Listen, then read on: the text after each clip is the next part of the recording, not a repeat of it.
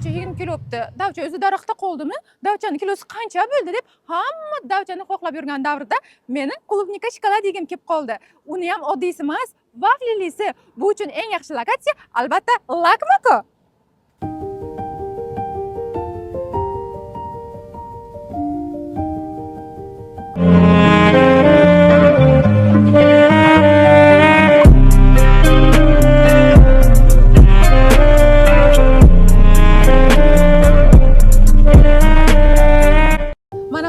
Ajoyib ko'rinishga ega bo'lgan belgiyskiy va angliyskiy pankek va vafli to'larimiz noziklik va nafislikni yoqtiradigan ayollarimiz uchun maxsus.